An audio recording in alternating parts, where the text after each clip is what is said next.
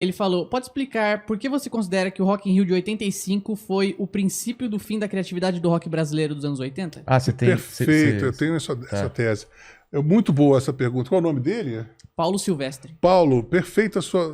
Porque é o seguinte, a indústria brasileira, ela cresceu de 80... Desde o boom do rock, ela cresceu mais de 80%. Ficou uma indústria milionária, não existia. Existiam só os sertanejos, existia a MPB, que era chiquérrima, mas não vendia muito, nada. E o popularzão? O popular era sertanejo, brega. era sertanejo que vendia. Ah, tá. Aí tinha o Nelson Ned, ainda tinha o Nelson Gonçalves no final da carreira dele. Mas a Maria Bethânia vendia bem, o Roberto Carlos. Mas era outro. Para você ter uma ideia, Paulo, quando eu fui trabalhar com a Marina, quando ainda era o esquema de MPB, não existia PA. Não? A cantora cantava com o microfone e a banda tocava sem retorno, né? normal. Não existia show business, como nós entendemos. Entendi. O show business, a indústria, foi inventada nos anos 80 por causa do rock. Tá. Então era o seguinte, até 85, as pessoas, os garotos, tinham ídolos, assim, pela primeira vez aconteceu isso no Brasil. O cara ouvia Legião Urbana, ele não queria ouvir Joy Division, ele não queria ouvir The Police, ele queria ver o Renato, ele queria ver a Legião Urbana, ou queria ver o Paralamas, o Titãs, o Ronaldos, o Capital, Barão, etc. Era fã-clube daquela banda. Então era uma cultura inédita no Brasil, em que as bandas brasileiras elas tinham mais o preferencial do que uma banda gringa. Exatamente. O garotão que consumia, ele queria ouvir aqueles caras. Então, se tivesse um festival, era aqueles caras que eles iriam querer ver. Bom, ok.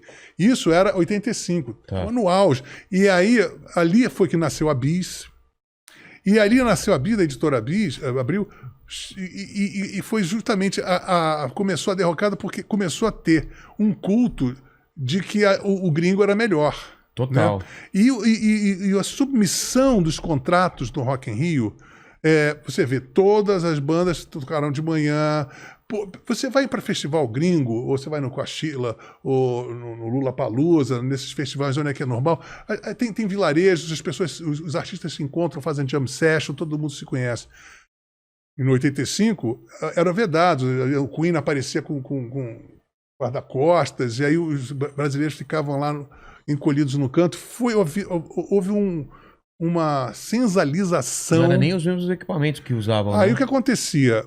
Como foi a primeira exibição grande da música brasileira em contraproposta com a música gringa, e os caras do show business gringo, aí assim, tinha um contrato, que eu vi isso no Rock in Rio depois, quando eu levei as latas, que tinha assim, você só pode 10% do palco, 10% da luz, 10% da potência do som, 10% da visibilidade na imprensa, tudo isso era monitorado.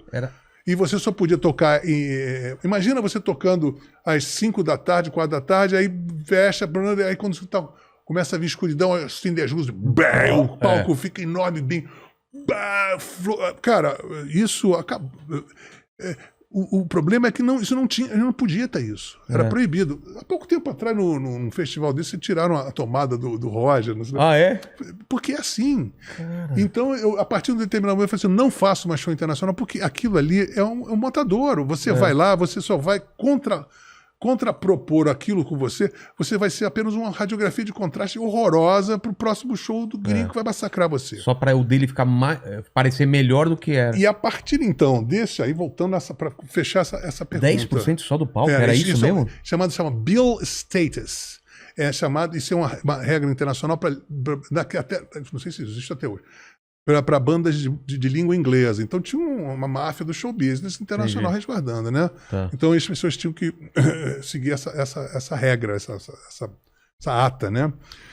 Então o que aconteceu? A partir de 1985 começou a ter uma imprensa que foi parida do Rock in Rio.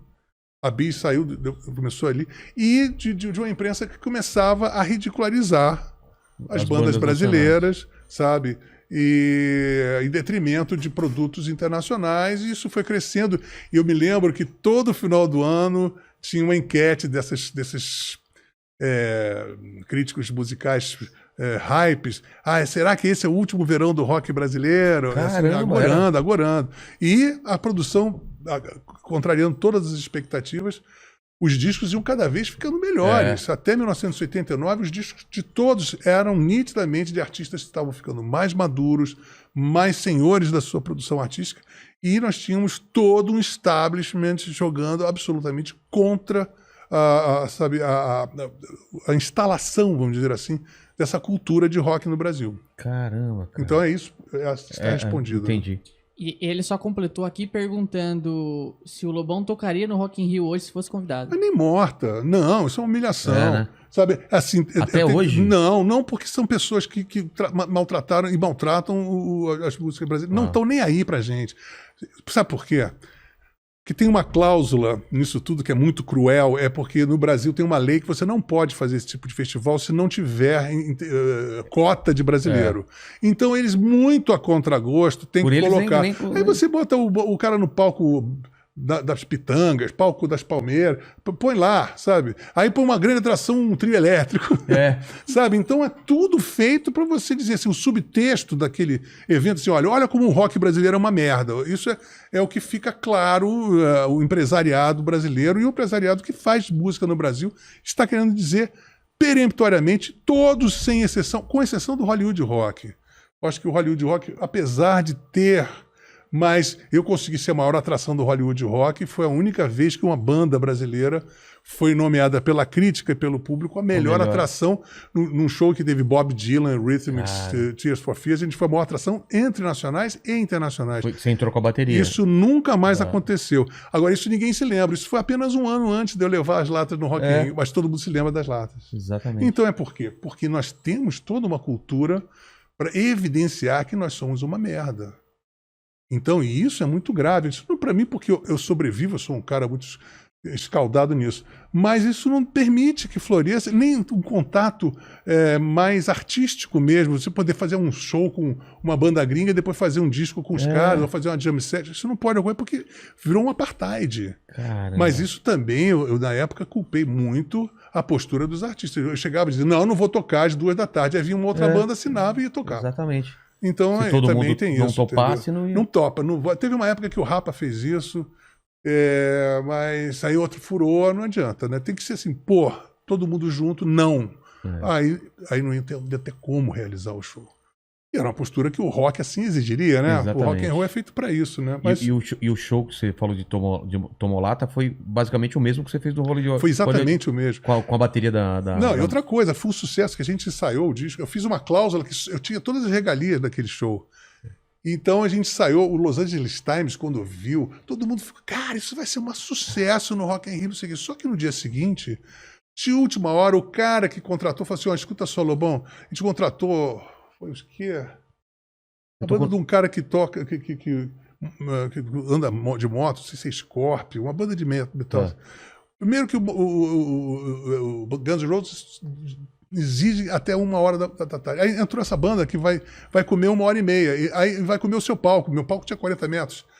Aí botaram um palco para ele entrar de moto. Aí o que aconteceu? Aí ficou... você ficou um pedacinho parecia só na um pelotão frente. de fuzilamento. Não tinha, porque eu tava ali para provocar os metaleiros, mas eu tinha um fundo que eu poderia me proteger. Ficar, porque o palco era enorme. Quando eu cheguei para tocar, os caras colocaram um palco dentro do palco e eu tinha uma boca de cena de 2 metros. Eu fiquei puto, né? E a MTV toda filmando. Sumiram esses tapes da MTV. Nunca. Aí o cara tira da gaveta, o empresário, e fala assim, Bill Status, não adianta nada do que você me assinou, porque esse Bill Status é internacional. Então, eles têm prioridade total. É uma regra maior do que aqui. E ainda falou assim, tem uma coisa, você tem uma fama aí de drogado, se você disser que não, pra gente é melhor que o Guns N' Roses entra 1 hora. E outra coisa, você vai ficar com fama de que ficou cheirando aí, de repente não conseguiu ter condições de Falou entrar. isso, cara? Falou na minha cara com o cara filmando. Caralho, a pessoa da MTV filmando, cara. E eu tentei, claro, recapturar esses vídeos, jamais, nunca consegui. Entendeu? Esse não é o canal oficial do Inteligência Limitada, mas o pessoal aí tá ajudando a gente, tá divulgando. Então assiste esse vídeo, mas não se esquece de se inscrever no canal oficial, tá no comentário ou no link, eu não sei aonde aí que tem um link aí, vai aí.